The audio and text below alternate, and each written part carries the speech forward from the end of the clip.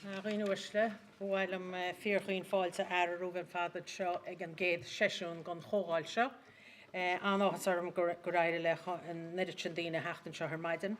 I'd like to welcome as indeed the President of the College did, to welcome Charlie Flanagan, the Minister for Justice, and the Commissioner Drew Harris. Two housekeeping matters first. For those of you carrying a cell phone, can I ask you to please put it on silent? And for those who wish to tweet or follow us on Twitter, hashtag NUIG policing is where you need to go, and we hope that many of you will take the opportunity. The first speaker that I'd like to introduce this morning is Charles Flanagan. He's the Minister for Justice and Equality since June 2017. He was elected to the Dáil in 1987, and he has served either Laois or Laois Offaly for a period of 32 years since. He previously served, of course, as we know, as Minister for Foreign Affairs and for Trade, Minister for Children and Youth Affairs, and Chair of the Fine Gael Parliamentary Party from 2011 to 2014. But just to show you on a personal note how old I really am, I served in Dáil Éireann with Charlie Flanagan's dad, Oliver J. Flanagan, for 12 years. And for the last 10 of those, Oliver was the father of the Dáil. I also served with Charlie Flanagan himself. So it's a great privilege and a pleasure. And I know how busy Ministers for Justice are. So it's a great privilege for all of us here this morning that you made the time, Minister, to come and address a conference as important and fundamental as this one. So can I ask you to address us, Minister?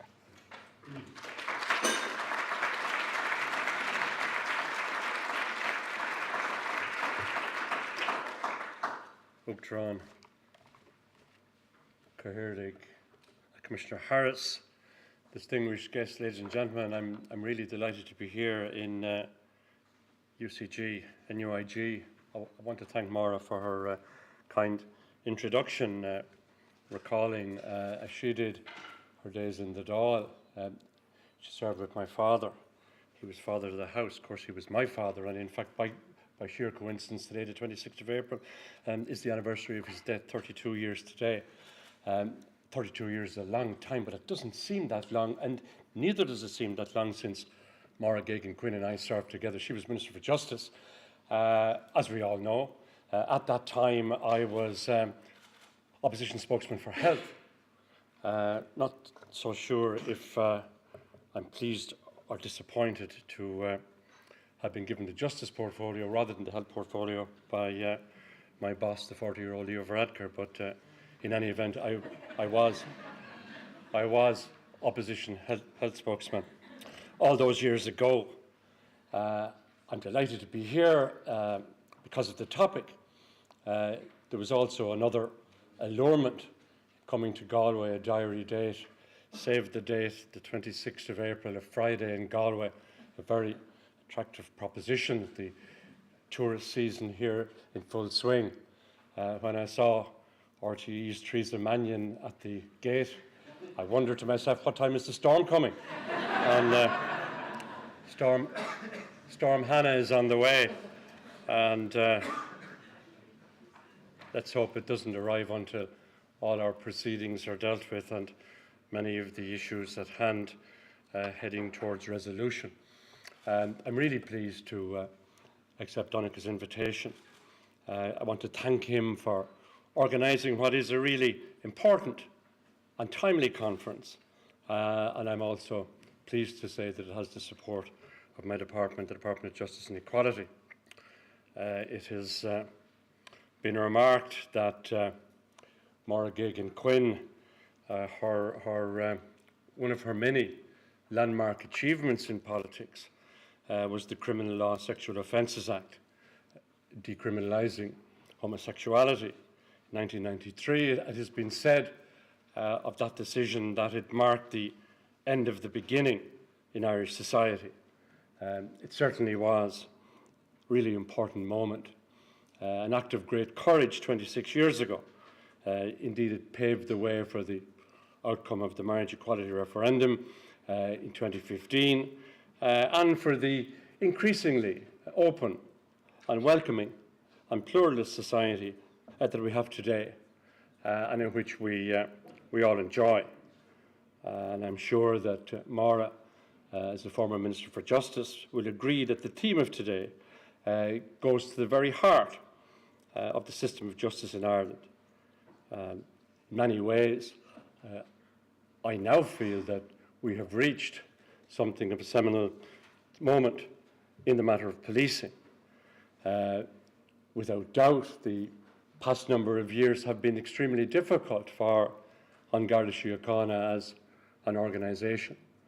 I don't resile from the use of the word scandal, which has been used by many commentators, stakeholders, and others. And I believe it's important that we move forward in an accelerated way. In that regard, the publication last September of the report on the Commission of Future Policing coincided with the appointment of our new Garda Commissioner, Drew Harris, and really set out a blueprint for change, albeit a challenging and complex programme. Indeed, the Commission was tasked with undertaking a fundamental review of policing. Its recommendations chart an ambitious future for policing in Ireland. The report sets out a vision of our police service on Garda Síochána, and indeed all of its associated bodies, one which will be proactive, it will be collaborative, and it will be adaptive to the demands of 21st century Ireland. Indeed, the conference today comes at a really opportune time. It's been 4 months since the government published a policing service for the future, the 4-year implementation plan giving effect to the recommendations of the Commission. We'll hear today from a range of experts in the fields of human rights, oversight of policing, national security, and community safety. I have no doubt that you will challenge us, that you will inform us, and ultimately that you will help us shape the implementation of the recommendations, all 157 recommendations of the Commission's report. Indeed, I'm very pleased to see so many members of the Commission making contributions to the debate here today, including Donnacha O'Connell, our host. I want to acknowledge the presence of Noreen Blackwell of the Dublin Rape Crisis Centre, who will chair the session on human rights and policing.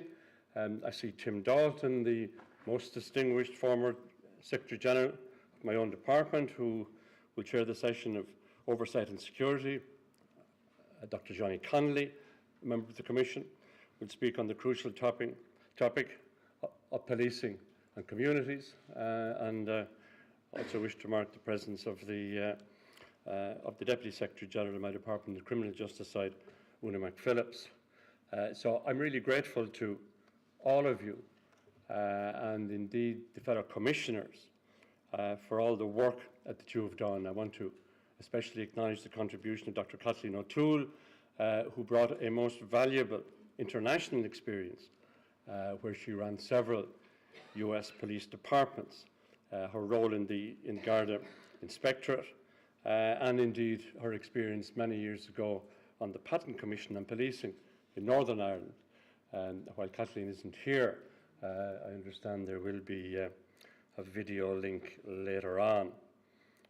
So together, the members of the Commission brought to the task a wealth of diverse experience and expertise from their respective fields, and produced a report with recommendations that have the power to effect positive and meaningful change of the policing system in Ireland once implemented. Indeed, implementing change is always a challenge. In that regard, leadership is essential. And I'm really confident that Garda Commissioner Drew Harris and his senior team will provide that necessary leadership. I see huge support for the programme of change within Cabinet and all the relevant departments being part of the implementation body. I want to acknowledge and thank Helen Ryan from the Commission, who agreed to serve as the independent chair of the implementation body.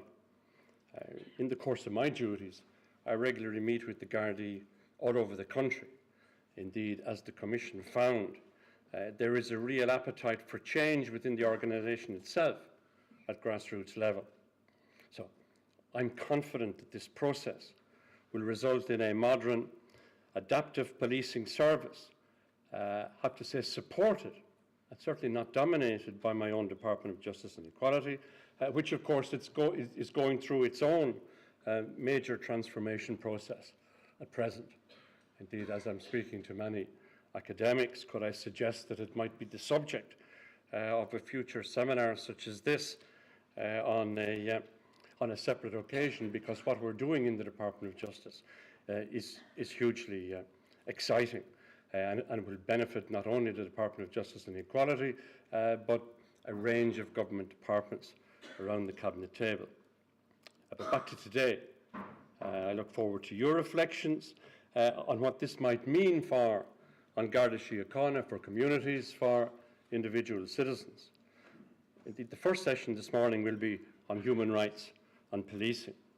In that regard, the report of the Commission sets out a vision based around 10 key principles, the first of which is that human rights are the foundation and purpose of policing.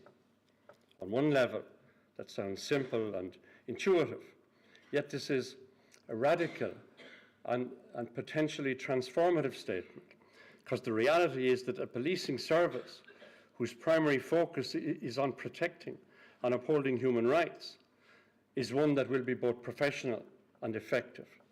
It will need to maintain the trust of the community it serves. It will welcome oversight. It will drive continuous improvement, and it will listen to and offer appropriate but not unquestioning support to the members and staff who work within it. Indeed, in my previous role as Minister for Foreign Affairs, I worked to promote and protect human rights around the world, as this is a signature foreign policy objective for Ireland. As Minister for Justice, the protection of human rights is again at the very heart of my brief. I strongly believe that successful implementation of this reform programme, and particularly its human rights elements, can indeed position Ireland as a positive example and global leader in policing, and build on the proud history of Garda Síochána in this regard. Indeed, the relationship between human rights and policing is a multidimensional one. Taking the recommendations of the Commission on board, we must regard the essential purpose of policing as the protection of and vindication of the human rights of all members of society to live free from violence, abuse, crime and fear. At the same time, members of Garda Síochána have powers, including to arrest, to search, to detain, which may involve interference with the rights of some individuals in certain circumstances. Indeed, these powers are appropriately and necessarily circumscribed and prescribed by law, but they've grown up over the years in something of a piecemeal fashion over decades, and oftentimes they're not sufficiently clear to individuals. Indeed, as a former practicing lawyer myself, I often heard it said that these powers were a lawyer's charter. On the other hand, I've often heard human rights lawyers say that they are a police officer's charter. So what we need to ensure is that they are codified, they're clearly understood, and I'm pleased to assure everybody that in response to the recommendations of the Commission, we're now in the course of drafting new legislation which will codify the powers of arrest and search and detention with associated statutory codes of practice in order to ensure full clarity and transparency in this key exercise of what in effect is coercive power. This will be challenging. It will take some time to get right, but I regard this work as core to the human rights principle in the Commission's report. Work has now started in my department to develop a planned approach with a view towards making outlined proposals to government before the end of this year. Of course, members of Garda Síochána have always been expected to act in accordance with the law, with the highest ethical standards of public service. While the first culture audit of Garda Síochána, commissioned by the Policing Authority, published in May last year, identified a range of very serious concerns, I was pleased to note that it also articulated strongly the attachment that Garda have to their role in protecting and supporting communities, and to the value that personnel place on using policing powers in an appropriate manner, with integrity, with honesty. Indeed, there were many welcome positives to be gleaned from this audit about a commitment to those core values and, as I mentioned earlier, a clear appetite for change. While we discuss human rights and policing in a comfortable setting today, we have to acknowledge that Garda members frequently face difficult, on-the-spot choices and dilemmas in the use of discretionary and coercive powers which we granted to them by law. It's imperative, therefore, that Garda are fully trained to exercise their lawful powers appropriately, that they are exercised in a way that is of a high standard of ethics, and in a manner fully consistent with their statutory human rights obligations and the ethos and mission of Garda Síochána. So I was particularly pleased that the implementation plan for the report of the Commission, Policing Service of the Future, included a number of priority projects to ensure that Garda Síochána is fully equipped with the support and practical tools to meet its human rights obligations.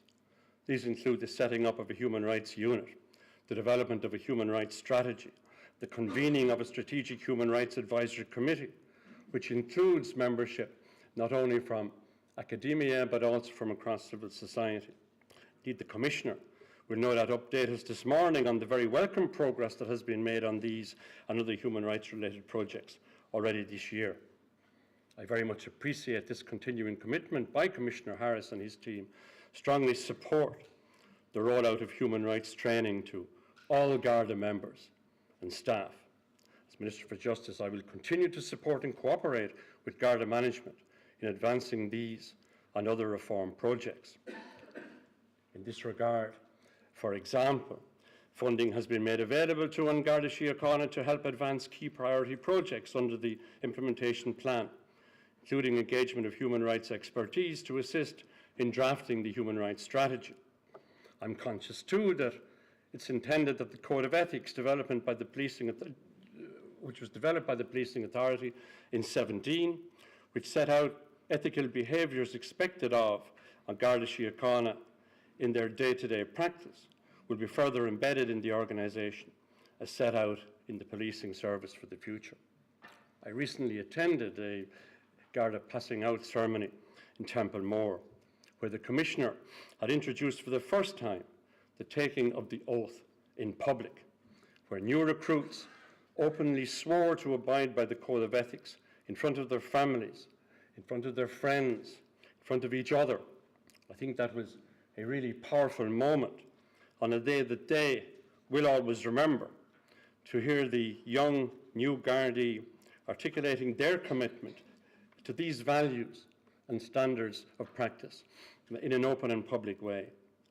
It builds trust. It signals a willingness from the very start to be accountable, as well as reinforcing the values that we expect of our police service in a democratic society.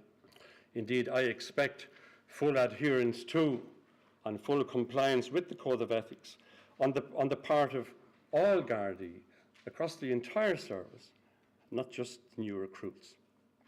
On the matter of national security, this, as you will be aware, is another key focus of the work of the Commission on Future Policing, having regard to the fact that Garda Síochána performs a dual role in providing both policing and security services to the state. Again, it's an area in which balancing and upholding human rights is a critical element of success. Safeguarding the state's security is, of course, the highest priority for the government, and it has been a core duty of Garda Síochána since the foundation of the organisation almost 100 years ago. I want to pay tribute to the men and women of Garda Síochána who've stood in the front line, some among them making the ultimate sacrifice in defence of our state and our democratic institutions, indeed most notably in the face of a 30-year terrorist onslaught on this island from the Provisional IRA. Salus populi suprema lex est. The safety of the people is the highest law. That's how Cicero famously encapsulated the state's primary duty as being to ensure the safety of its people. Indeed, to my mind, this is as good a classical measure as you will find of the fundamental duty of the state as being to protect and to promote the public good, and one which I think, in its own way, stands the test of time. Indeed, that public good is firmly grounded in the fundamental human rights that people enjoy, and it's the duty of the government and its agencies not only to promote but to vindicate and to enable the exercise of those rights to work for the benefit of everybody in our community. In doing that, the state must seek to strike an appropriate and agreed balance between rights and obligations that may oftentimes be in competition. Central element in achieving this is gaining trust and acceptance by the people that the correct balance of rights is arrived at, and ensuring that their confidence that the measures taken by the services of the state are necessary and are carried out strictly in accordance with fundamental rights requirements of the law. Indeed, national security is very much at the heart and is a fundamental responsibility of the government, but is increasingly a function that relies on a much more coordinated and connected effort across the public service, working with our communities, our international partners, and also the private sector, if it is to be really effective.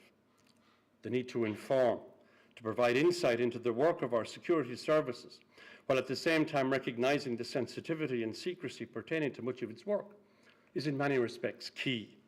Indeed, this presents a challenge, yes, one that is surmountable. Through proper design and a robust oversight regime, much can be achieved in providing reassurance to the public in relation to the work of the state services. These are all matters that are at the heart of many of the recommendations made by the Commission on the Future of Policing. Indeed, it recognised a number of key issues, for example, the increased prominence of the threat from international terrorism on the one hand and cyber threats on the other.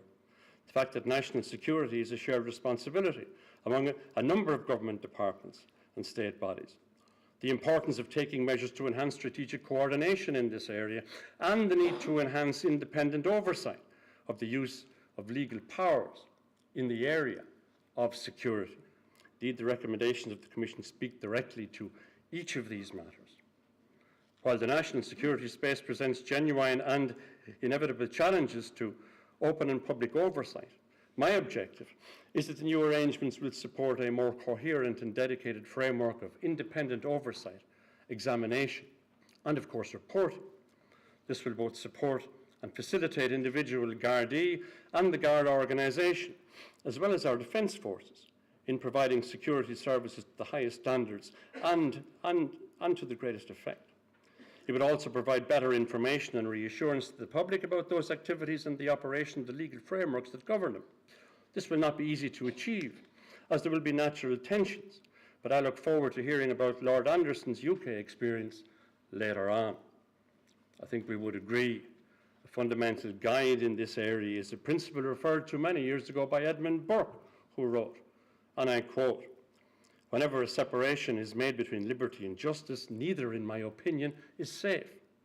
So balance must be the key in seeking to put in place appropriate agreed arrangements for the greater good, which will vindicate the individual's right to life and to bodily integrity, which will satisfy the legitimate expectation of the public to safety, and which will protect fundamental rights and freedoms. So we should be guided in many respects by both Cicero and Burke all at once. Having regard to the fact that public safety must be our highest priority and duty, but in attending to that duty, we must not stray so far from liberty as to create what might be regarded as an injustice. In addition, the Commission's recommendations to enhance the existing security capabilities and legislative regime in this area, a number of recommendations have been made for the setting up of new structures. Recommends, for example, the setting up of a coordination function to be based in the Department of the Taoiseach, as well as special arrangements for the oversight of national security powers. In this regard, most notably, the post of independent examiner. Work is already underway on the establishment of the new National Security Analysis Centre, under the auspices of the Department of Taoiseach, the preparation of the legislative scheme to provide for the post of independent examiner. In this regard, the good news is that the job and spec has already been advertised. Bad news is that it's closed last week, so any of you are thinking of applying, you have missed the boat in that regard, I regret to say. But all this is against the background of the state still facing very much a threat to its security. And indeed, of that there is no doubt. Nowadays, the security landscape is more varied, it's more dynamic than at any time in the past. As the Commission found, Ireland, like many other open and democratic states, faces threats from international terrorism and the cyber domain that present new and significant challenges to us. Sadly, of course, the more traditional security threat also remains.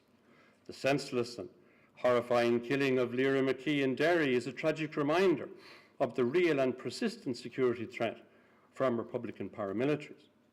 Those who killed Lyra had no thought whatsoever for the human rights or the democratic wishes of the communities they cynically purport to represent or indeed defend. I want to send a clear message to those terrorists and their fellow travellers.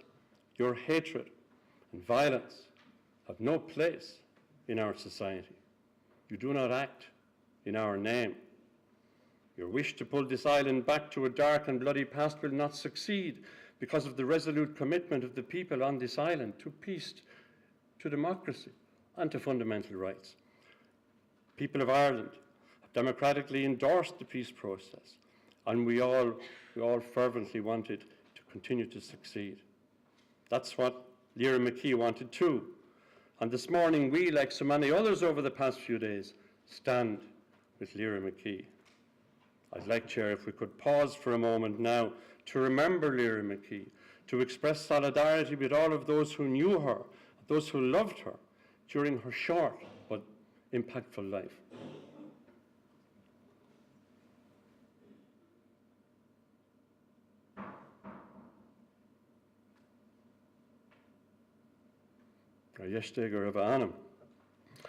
On the matter of policing and community safety, one of the most striking findings of the Commission was that while the prevention and tackling of crime is a key priority for Garda Síochána, the majority of Garda time is actually spent on the prevention of harm.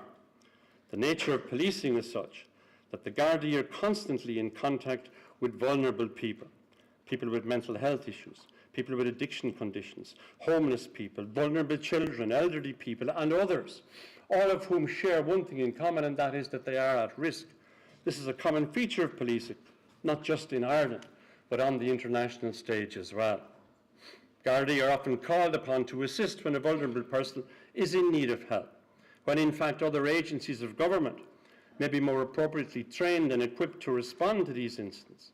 Such events often happen, in fact they more often than not happen after hours, out of business hours. Gardaí are required to pick up the pieces in circumstances that are oftentimes particularly challenging. In my experience, Gardaí generally meet this challenge with the utmost compassion and care. They provide reassurance to victims and their families and communities. But with the benefit of the work of the Commission, we must now re-examine how we can improve current arrangements and improve outcomes, especially with regard to vulnerable people. In this regard, the Commission has recommended, the Government has approved the development of the Policing and Community Safety Bill, which will replace the 05 Garda Síochána Act.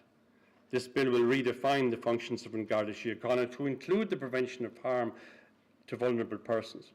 Government has agreed that it will place a statutory obligation on the appropriate and relevant state agencies, such as local authorities, health, child and other social services, to work with Garda Síochána in order to protect communities and in order to protect people from harm.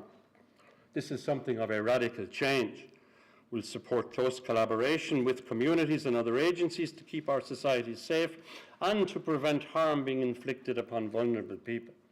Importantly, the vision will also require Garda Síochána to be fully supported in the role of community policing. The Commission also recommended that An Garda Síochána should move to a local model of policing, where district policing is the backbone of police work and the police mission. In essence, what this means is that frontline police and their role in solving problems affecting community safety, reducing crime and preventing harm should be positioned at the core of the organisation. Recommendation that all personnel at district level, both sworn and non-sworn, should be considered to be community police, and the building of community partnerships should be a requirement for all Garda districts. In this regard, the programme for government underlines the need for close engagement between An Garda Síochána and local communities. This is an essential feature of the strong community policing ethos, which has long been central to policing in our jurisdiction.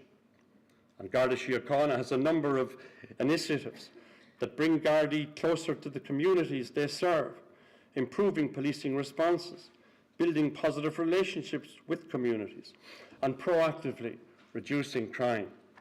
Day in and day out, I hear, in my role as Minister for Justice and Equality, stories that exemplify the importance of An Garda Síochána's close connection with the communities that it serves. More often than not, indeed for the most part, these are good news stories, but they're less dramatic and they go under the radar. Recently, I saw an example of positive community outreach and relationship building at work, where Gardaí competed in a pool tournament with teenagers from local youth projects. This sounds innocuous enough. However, it's really important. I did notice that some people oftentimes say that police time would be better spent tackling crime, but that would miss the point. What was happening here, and in similar circumstances elsewhere, was in essence proactive policing. These Gardaí building relationships of trust and mutual respect in communities they police and serve. They are showing themselves to be approachable, showing themselves to be friendly, showing themselves to be trustworthy, engaging with young people in a way that ultimately helps to divert from antisocial behaviour and from criminal activity. This, to my mind, is of great importance. Indeed, tomorrow I present the National Garda Youth Awards, where no doubt I will see further and fine examples of Gardaí and youth working together. This is a key part of the vision that the Commission and that I, as Minister for Justice, share for policing in Ireland. The reality of modern Ireland is that serious and organised crime does exist and requires investigation, interception and tackling, but much of the day-to-day work of An Garda Síochána is in and of ordinary communities. That's why I commit again, myself and my government colleagues, to ensuring that there are more Gardaí on the front line to improve engagement with local communities and to fight and prevent crime. This is also the very essence of the Commission's finding, where they've identified the need for more visible policing within communities. That's why we have a plan in place, and that's why the plan is on target to increase Garda numbers to 15,000 sworn members by 2021 and Garda staff numbers to 4,000. This greater role for Garda staff will allow highly trained Gardaí who are currently in roles that don't necessarily require police powers to be freed up for frontline duties. Another element in building strong community relations is having a police service that is representative of the communities that it serves. I very much welcome the recent decision of Commissioner Harris to make amendments to the Garda uniform to reflect religious and cultural traditions. This announcement coincides and helped to publicise the recent Garda recruitment campaign. Garda Síochána is our national police service. It's important, therefore, that its membership reflects the welcome increasing diversity across Irish communities and Irish life. On the launch of the recruitment campaign, I urge members of minority and new communities in Ireland to consider a career in Garda Síochána, and I hope many will put themselves forward for that task. So can I say before concluding, I want to reflect briefly on another point which often goes unsaid, but which to my mind is pretty important, if not fundamental. The strength of any organisation is very much in its people. In the case of An Garda Síochána, I'm referring to both sworn Garda members and all Garda staff. The report of the Commission on the Future of Policing appropriately placed a great emphasis on supporting Gardaí and Garda staff to perform in an effective manner in what is often a physically and psychologically demanding profession. Indeed, the dedication of its people is perhaps the greatest resource on Garda Síochána. They must be given the necessary supports and enabled to work in a positive and supportive and listening environment. I'm particularly pleased, therefore, that this year we'll see positive steps, including the development of the new uniform, the matter of the new rosters, and the development of a much-needed wellness programme for Garda members and staff, as well as significant improvements to learning and development within the organisation. Indeed, in this regard, I'm not lost that I'm speaking in NUIG in a lecture theatre. And can I say that continuous professional development must be seen as having a fundamental role within on Garda Síochána.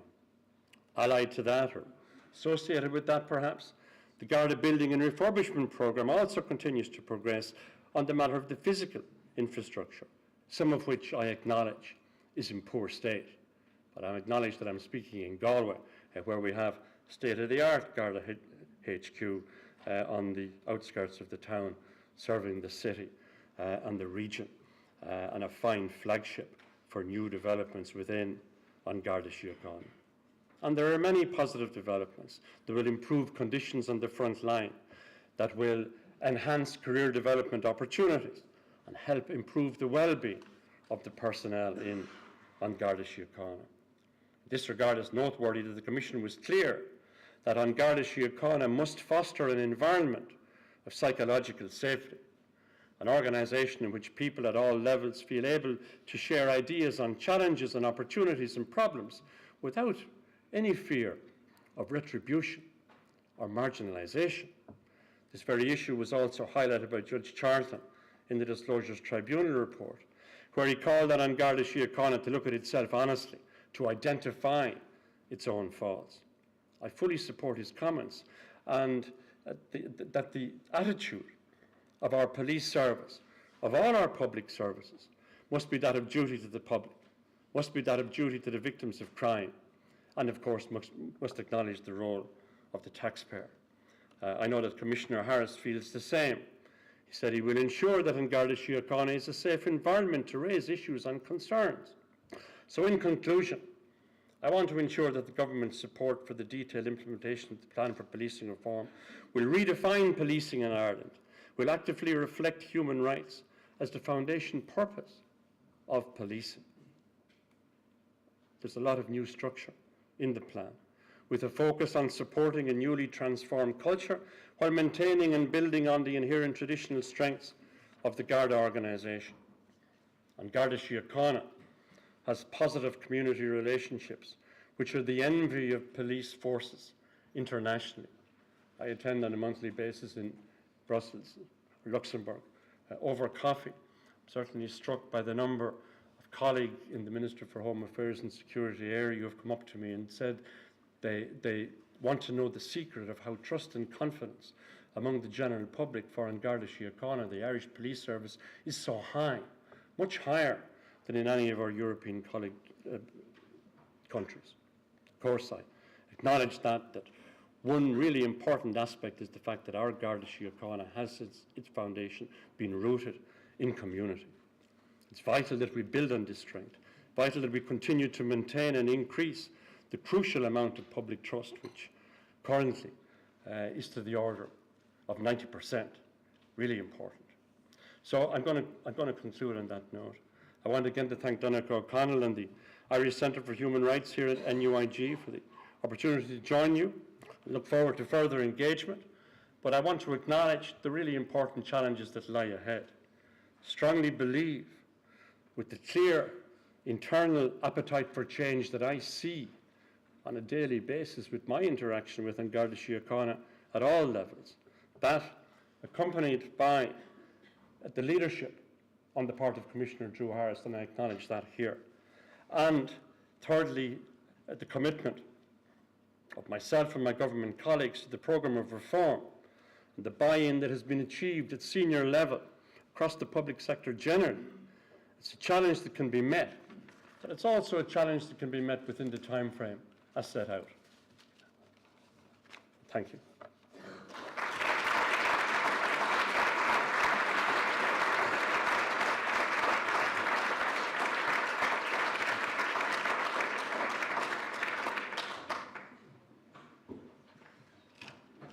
Thank you, Minister, for a very thought-provoking address, and I know it will provide food for thought and for debate during the rest of the conference. Can I ask people who are sitting at the edges of the seats to move in, because there are a lot of people standing on the right and some people standing on the left. And before I introduce our next speaker, maybe we can do that. Thank you.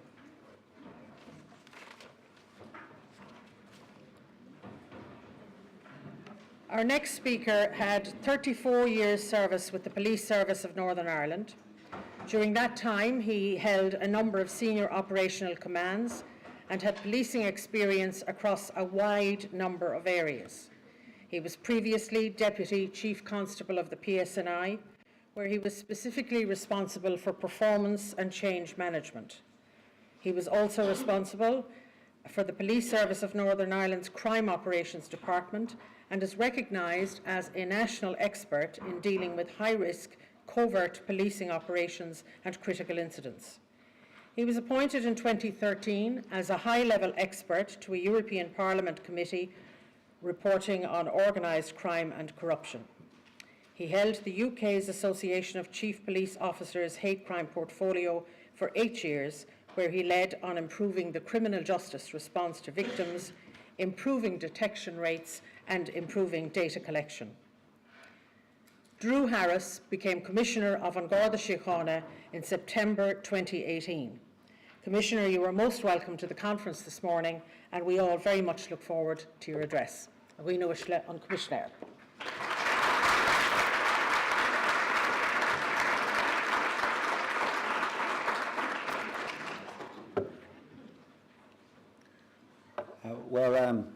Good morning, everyone, ladies and gentlemen, distinguished guests. It's a great privilege to be here today to address you. Before I start, can I say I was very nervous in the run into this. The last 2 days, I had lost my voice. Thankfully, I found something of it this morning, so I was fearful I was going to have to deliver this through the medium of interpretive dance. But I will try and talk my way through this speech instead. At the outset, I want to reinforce that Garda Síochána has a very proud tradition in serving communities and protecting the state. And at present, we've almost 17,000 personnel, both sworn members, but also Garda staff, and also then Garda Reserve, all of whom are committed to delivering a police and security service to the people of Ireland. It's a great privilege for me to lead this organisation. It's a great privilege for me to lead this organisation at a time of great endeavour when we implement the Commission on the Future of Policing recommendations. I think we are one of the cornerstones of a progressive and democratic society, and certainly I view my work as such. Garda Síochána and myself believe firmly that effective and efficient policing depends on securing the confidence, support and cooperation of local communities. In order to ensure this, that we achieve this, Garda Síochána are guided by 3 simple policing principles, which state that policing services must be provided independently and impartially, in a manner that respects human rights, and in a manner that supports the proper and effective administration of justice. I and Garda Síochána are committed to the development of an implementation and monitoring strategy with the aim of providing even better human rights protection. And this will be done by behaving ethically and professionally, treating everyone that we deal with respect and integrity, and ensuring that we have a human rights focused police and security service. The function of Garda Síochána under the Garda Síochána Act of 2005 is to provide policing and security services for the state. It outlines a number of objectives, and you would expect to see preserving the peace and public order, protecting life and property, the prevention and detection of crime, but in there as well, vindicating the human rights of each individual. In addition, the European Convention on Human Rights Act of 2003 provides that every organ of the state shall perform its functions in a manner compatible with the state's obligations under the Convention's provisions. And Garda Síochána is very obviously an organ of the state and is therefore obliged to perform its functions in a manner which is entirely compatible with the state's obligations under the European Convention of Human Rights, and that is very much recognised.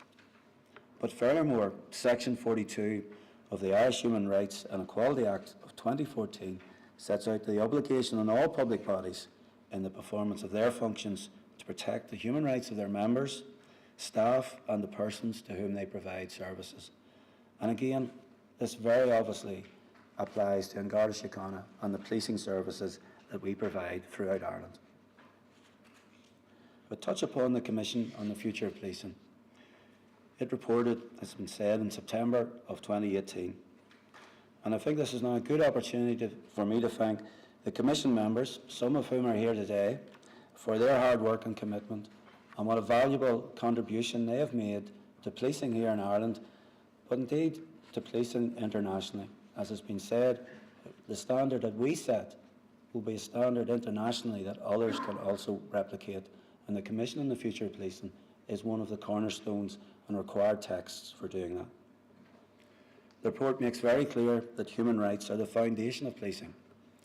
It identifies that the purpose of policing is that society lives free from violence, abuse, crime and fear. The report recommends that Garda Síochána should have a human rights unit and strategy in place with legal expertise to support that would then implement and monitor strategy and to continue to develop it with the aim of providing even better human rights protection. The report envisages that human rights unit having responsibility for ensuring the organisation's compliance with Ireland's human rights obligations, including our domestic legal obligations, European law and international human rights. It also will support the work of the Irish Human Rights and Equality Commission and other partnerships with non-governmental sectors.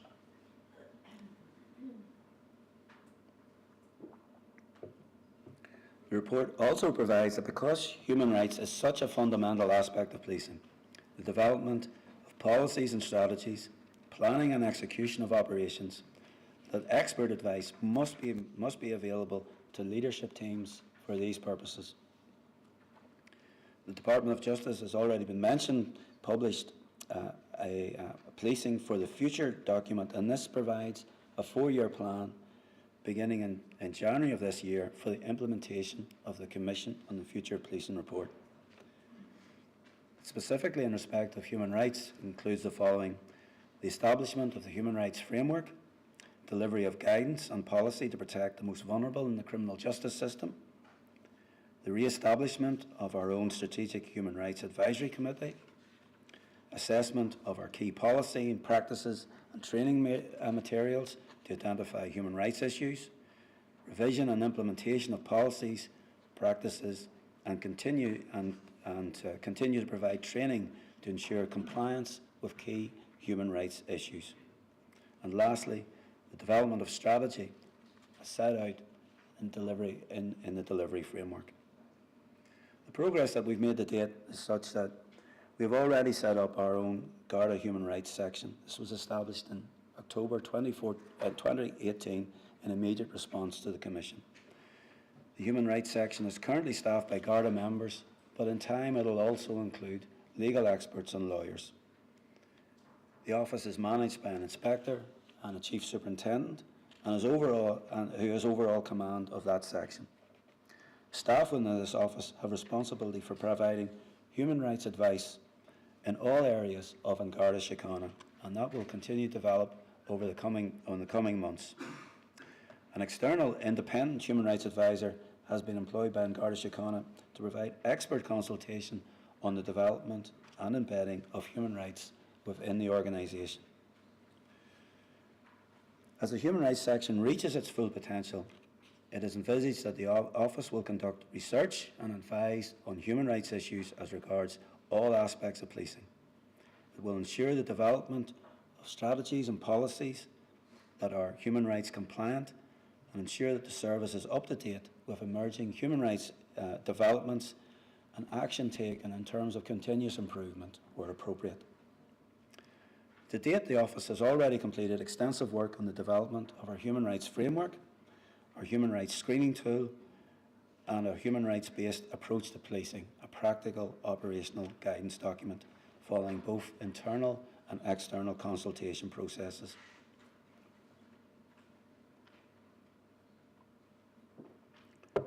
The introduction of these policy documents formalises the human rights principles that are already operated in the service, with the aim to ensure that Garda Síochána and Garda personnel alike are fully aware of the human rights standards which must be respected and protected by Garda Síochána in the performance of their duties. Ensure that Garda personnel can safely and effectively carry out their statutory and common law duties in a human rights compliant manner. Ensure that Garda personnel accurately document all relevant information, including the rationale for decisions and action taken. Ensure that the development of all policies, procedures and guidance is supported by a comprehensive framework of human rights standards. And ensure that our training materials are supported again by a comprehensive framework of human rights standards for use in embedding relevant human rights principles in the training environment. These documents reflect the absolute determination of Garda Síochána, which identifies that the vindication of human rights is a key policing objective and is at the very core of policing. And therefore it remains there at the very core of the culture of Garda Síochána going forward. It is essential that in the performance of their duties, Garda personnel respect and protect human dignity and maintain and uphold the human rights of all persons. With that in mind, all actions must be in accordance with the principles of legality, necessity, proportionality, accountability and non-discrimination. I view it, and the organisation and leadership team views it, that it is absolutely essential to act with integrity towards members of the public and colleagues so that confidence in Garda Síochána is further secured and enhanced. Garda personnel will also, as far as practicable, carry out their functions in cooperation with and with the aim of securing the support of the community. This is absolutely essential in ensuring that we are seen to act with fairness and self-control, tolerance and impartiality when carrying out our duties of policing. Given the nature of police work, Gardaí also have the power and obligation on occasions to curtail individuals' human rights. For example, through the exercise of stop and search or arrest or search powers.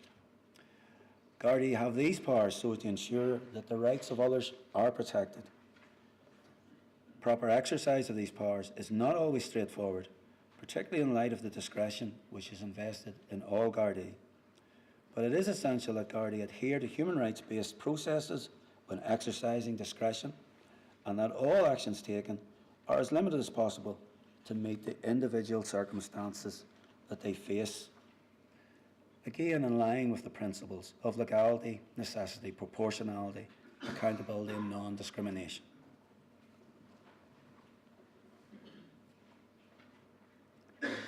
A margin of discretion on the behalf of Gardaí enables them to tailor their response to each particular situation, taking into account all the relevant factors of each case. The appropriate use of discretion is particularly complicated because Gardaí must often act in complex, unclear and indeed emotionally stressful situations. Decisions are made on the spot, in the heat of the moment, and often with only seconds of thought and indeed without initial preparation.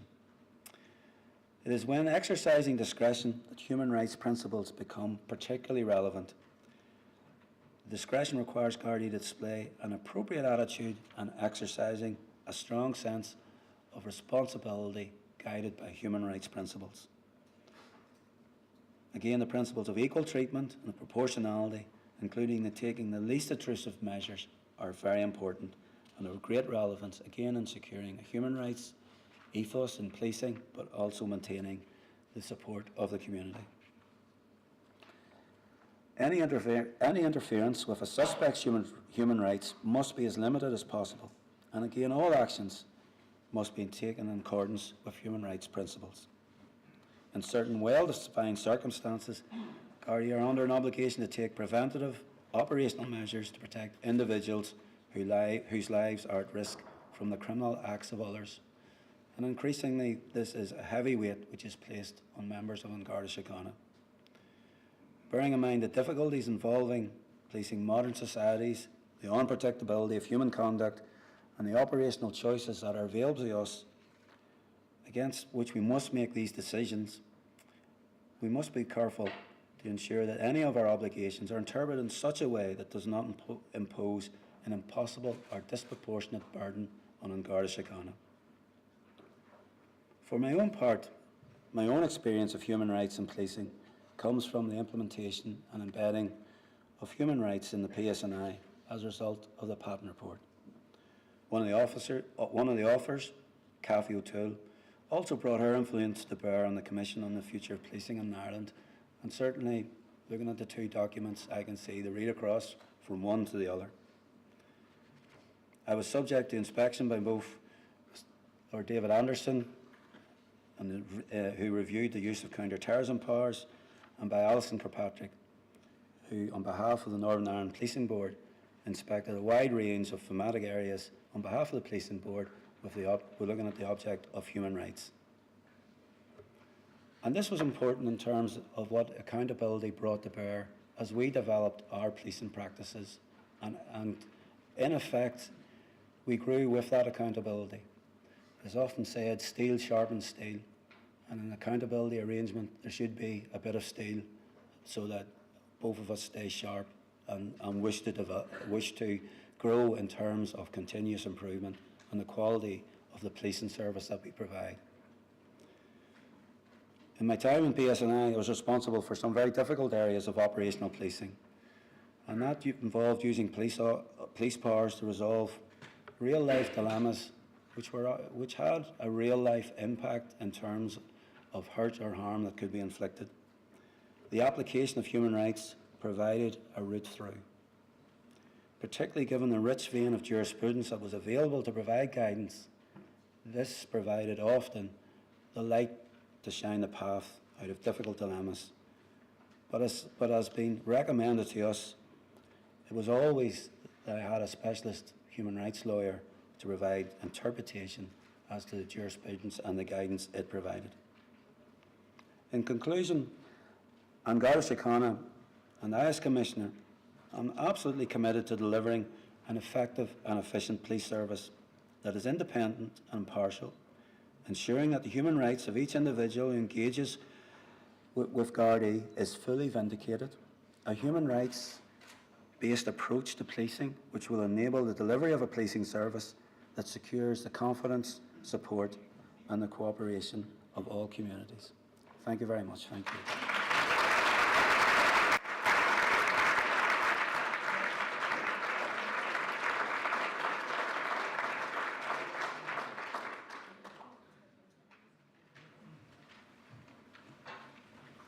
On your behalf and on behalf of the organising committee, I would like to express our sincere thanks to Minister Charlie Flanagan and to Commissioner Drew Harris for their attendance here this morning. We all know that they're very busy people, but we would very much welcome the comments that they've made, and they certainly have given lots of ideas and thoughts for the rest of the day's conference.